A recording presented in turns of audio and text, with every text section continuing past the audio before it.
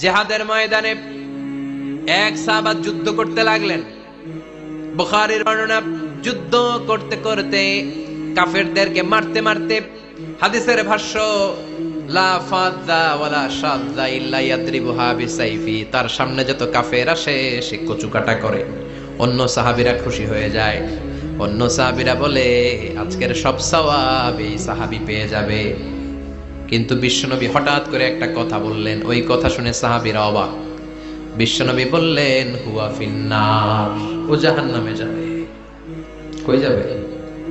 জিহাদের ময়দানে এক মুজাহিদ সাহাবী কাফেরদেরকে মেরে শেষ, কিন্তু বিশ্বনবী বললেন কই যাবে? কথা কয় না। এক সাহাবী কয় ঘটনা কি? এত বড় মুজাহিদ ফি সাবিলিল্লাহ কেন জাহান্নামে যাবে? আমি লুকিয়ে লুকিয়ে দেখি। লুকিয়ে লুকিয়ে ওই সাহাবী দেখে মুজাহিদ সাহাবী যুদ্ধ করতে করতে কাফেরদের বিশাল একটা ঘাটির ভেতরে ঢুকে গেল। মারতে মারতে মারতে মারতে হঠাৎ এক কাফেরের আঘাতে এই মুজাহিদ সাহাবীর ডান হাতটা কাটা পড়ে গেল। এবার ডান হাত দিয়ে ফিনকি দিয়ে রক্ত বের হতে শুরু করলো। মুজাহিদ সাহাবী আর যন্ত্রণা সহ্য করতে পারে না। যন্ত্রণা সহ্য করতে না পেরে কাতরাতে কাতরাতে নিজের হাতের ছুরিটাকে জমিনের মধ্যে গেড়ে দিয়ে ছুরির উপরে ঝাঁপিয়ে পড়লো।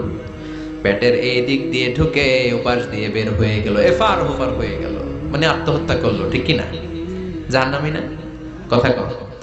লুকিয়ে লুকিয়ে যে সাহাবা দেখেছে চিৎকার দিয়ে বিশ্বনবীর কাছে যেয়ে বলে আশহাদু আন্নাকা রাসূলুল্লাহ, ও নবী আপনি যে আসল নবী, কোনো সন্দেহ নাই, আমি লুকিয়ে লুকিয়ে দেখেছি।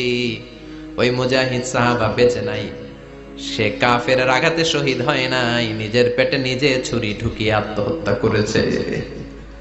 আজীবন বিশ্বনবীর সাথী, মরার আগে জাহান্নামী। আমরা কেউ জানি না আমাদের শেষটা কেমন হবে, এজন্য আমাদের শেষটা ভালো হোক। ভেরি সেন্সিটিভ ইস্যু, আমাদের শেষটা ইমানের হোক। এখন যেমনি মাথা ঠিক আছে, বুদ্ধিমত্তার সাথে শাহাদাত বাক্যের উপর যেন আমরা মরতে পারি। আমরা পড়ি আমিন, চিল্লায় পড়ে না আমিন।